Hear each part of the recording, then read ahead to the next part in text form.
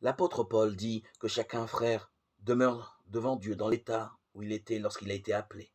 1 Corinthiens 7, 24. Le négociant dirigera ses affaires de manière à glorifier son maître par sa fidélité. S'il est véritablement chrétien, les hommes reconnaîtront que l'esprit de son maître inspire toutes ses transactions. L'artisan peut être indigent et fidèle représentant de celui qui s'acquitta des devoirs les plus humbles dans les montagnes de Galilée.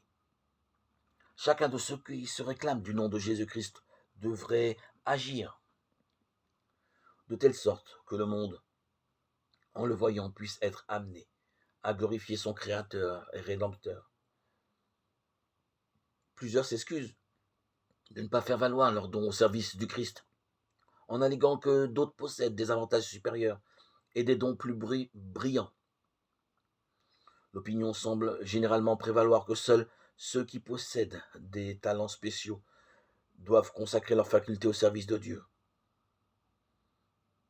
Un grand nombre paraissent convaincus que quelques favorisés seulement ont reçu des talents à l'exclusion de tous les autres, et que ceux-ci naturellement ne sont appelés à participer ni aux travaux ni aux récompenses.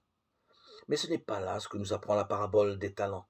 Quand le maître de la maison appela ses serviteurs, il assigna à chacun sa tâche. Avec un esprit aimant, nous pouvons vaquer aux devoirs les plus humbles, comme pour le Seigneur. Colossiens 3, 23.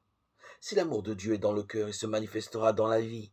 Le doux parfum du Christ nous enveloppera et notre influence produira des effets heureux sur notre entourage.